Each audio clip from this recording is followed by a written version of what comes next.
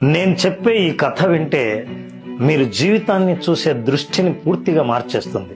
ఇద్దరు స్నేహితులు పని కోసం సిటీకి చేరుకుంటారు.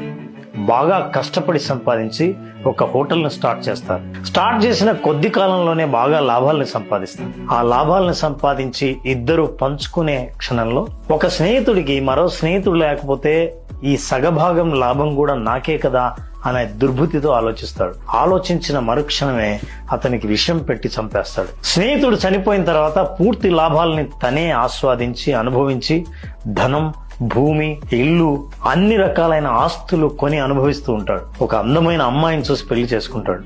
కొద్ది కాలంలోనే వాళ్ళకు ఒక కొడుకు పుడతాడు.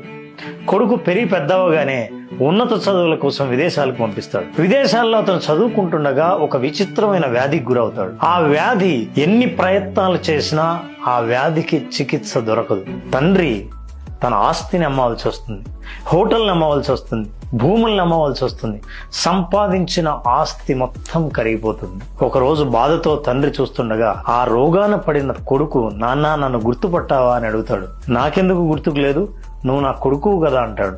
కాదు నాన్న, నేను 30 సంవత్సరాల కిందట నువ్వు నన్ను చంపేశావే, ఆ స్నేహితున్నే నీ కొడుకుగా వచ్చాను, నా భాగాన్ని నేను తీసుకోవడానికి వచ్చాను అని అంటాడు.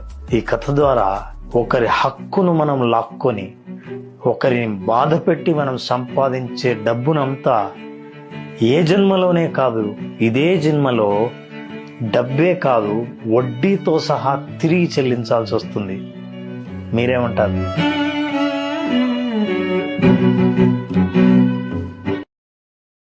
Download ShareChat.